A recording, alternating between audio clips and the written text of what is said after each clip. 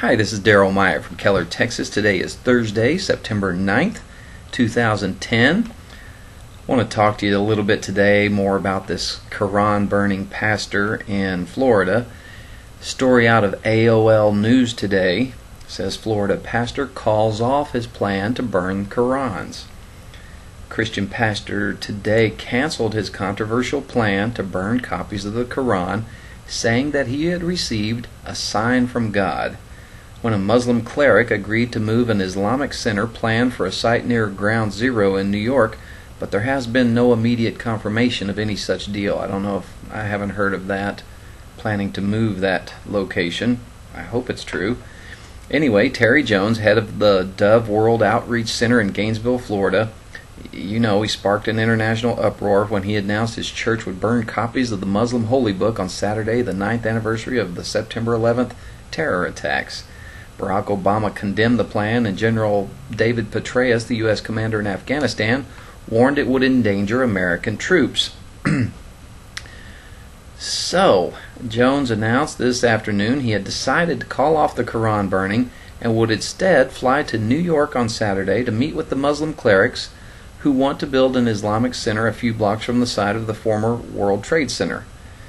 Our thought was the American people do not as a whole want the mosque at Ground Zero. If they were willing to cancel the mosque at the Ground Zero location, or if they were willing to move that location, we would consider that a sign from God, Jones told reporters today.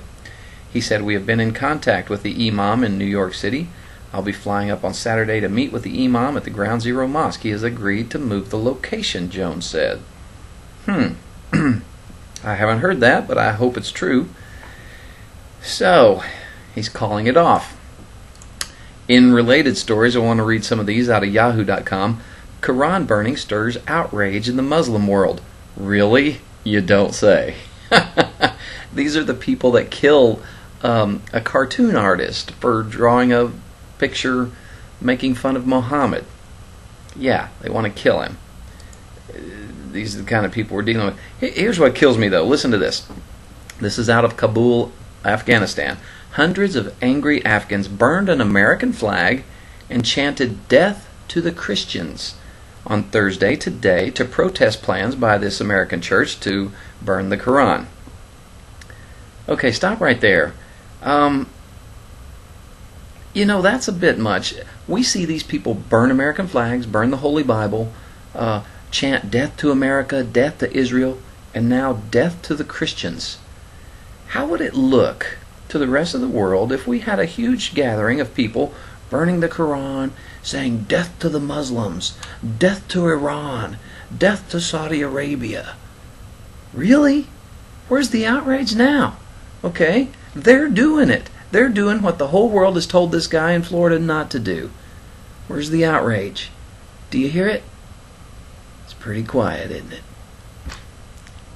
Double standards. Again, it's just amazing how this world is so against Christians, because the prince of darkness, the ruler of this world, is in control of this world. Now, don't get me wrong, God is in ultimate control, but Satan is the ruler of this earth. And can't you just see it? Look at what's going on. Oh, man. For anyone not to recognize that we are in the days Jesus warned about in Matthew 24, for anyone not to see that, not to know it, they're either blinded, or they don't care, or they just don't believe. I don't know which it is, but these people, death to the Christians, while they burn American flags and Bibles. So it's okay for them, not okay for us. I have a problem with people who have a set of standards for themselves and another set of standards for everyone not like them. I don't know if that's racist or whatever it is, but it's amazing that this is actually happening, and here we are in this day and age watching this kind of thing happen all over the world. Anyway, so let's see what else this says. Local officials in the capital of the Kapisa province, about 100 kilometers northeast of Kabul, estimated that up to 4,000 people took part in the protest. But NATO spokesman James Judge said the protest numbered between 500 to 700 people. Don't know how they came up with 4,000 then. He said the Afghan National Police prevented the protest from overwhelming an Afghan military post. Judge added that the Koran burning is precisely the kind of activity the Taliban uses to fuel their propaganda efforts to reduce support for coalition forces. And I can see how it could cause a problem over there. I was curious to see if this guy actually went through with it. I'm still not convinced he's not going to do it. We'll see. We'll see. Here's another story out of ndtv.com. PAC asks Interpol to stop Quran burning. This out of Islamabad. Pakistan today strongly condemned the American pastor's plans to burn copies of the Quran. Okay, this got all over the world. Okay, here's Pakistan, here's Iran, here's Saudi Arabia. All over the world, these people knew about this Quran burning. It's funny how that drew some attention. Yet they can burn the Bible, they can burn the American flag, they can chant death to Christians. Nobody says a word. Where's the UN? Where's the outrage? Aren't they inciting violence? What's the difference? How come they can do it and we can't? Just saying. Just saying. You know, Jesus said they would hate us because of His name. Here we go. So, here's a story out of Fox News. I know, I don't use them very often, but thought it was interesting. An opposition group claims Iran secretly developing major nuclear enrichment site. An Iranian resistance group claimed today that it has compiled evidence showing Iran has been secretly developing a nuclear enrichment site for years outside Tehran. A development one official said proves Iran has a hidden secret nuclear weapons program. The Iran Policy Committee hosted a press conference in Washington, D.C., where research from the Iranian resistance, known as the Mujahideen Cog, was unveiled. I probably butchered those names.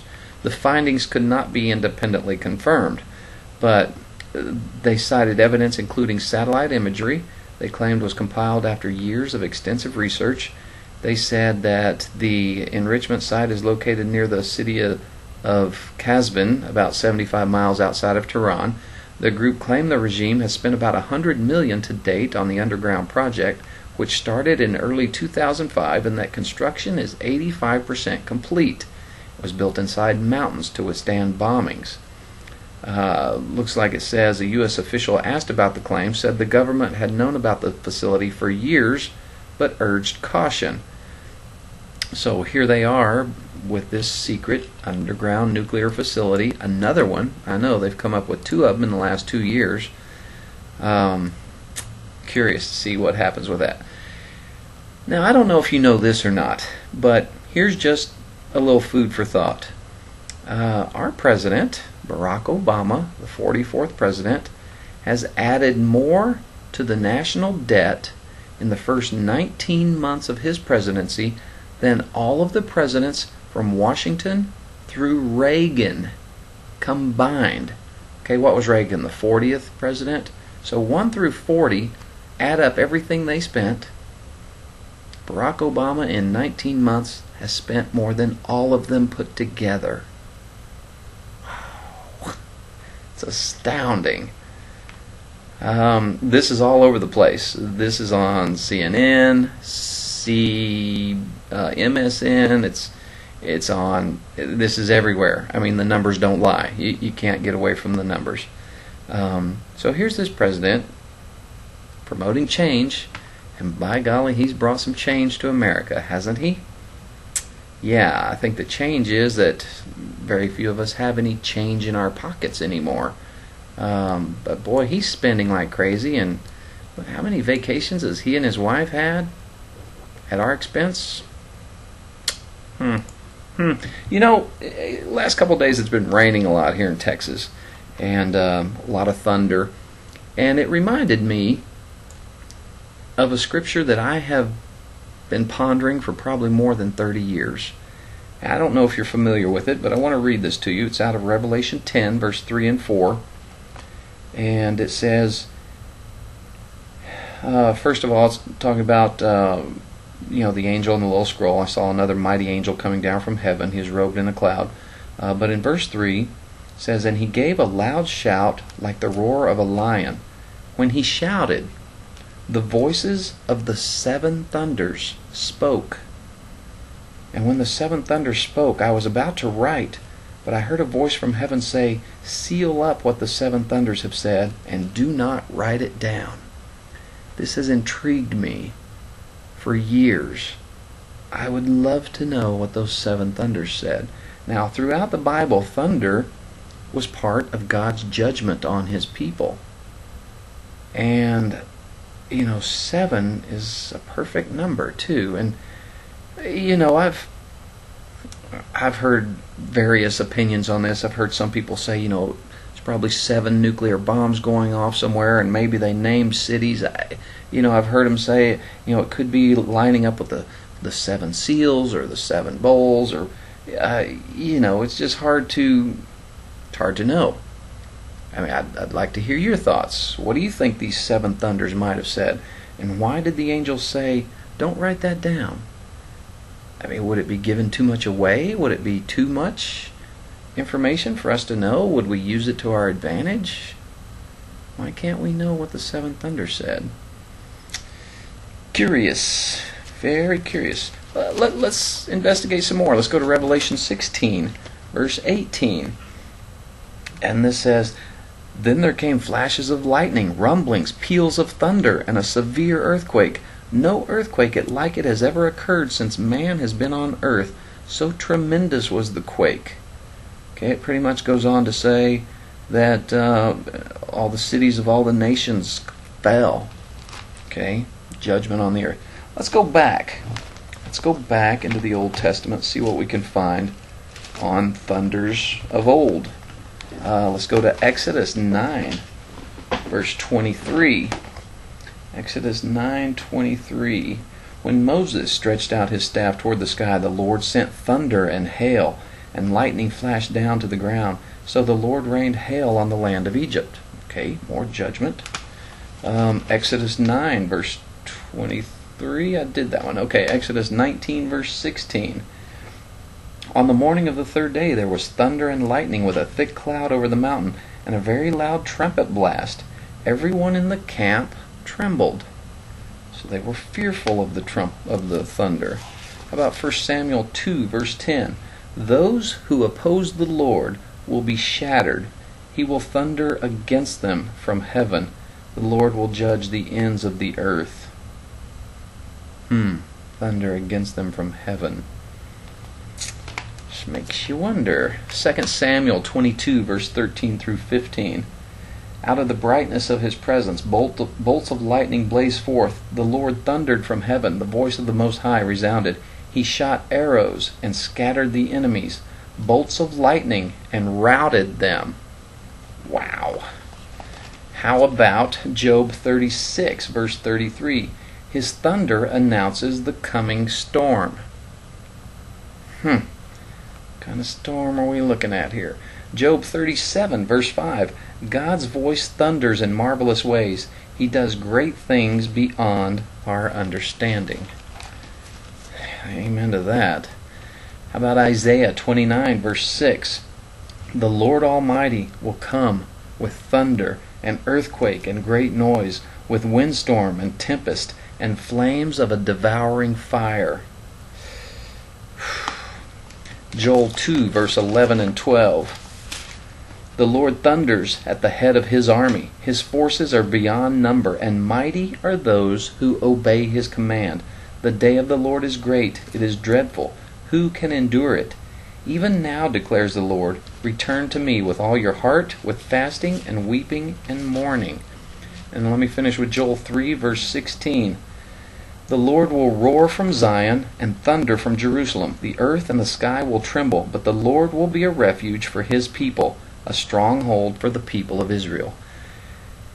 What else can I say about that? I'd like to hear your thoughts on what you think maybe these 7 thunders might have said. Do not fear, God is with us, and if you know Jesus Christ, you will be saved. I urge you to get to know Him. God bless you. Good Lord willing, I'll see you again tomorrow.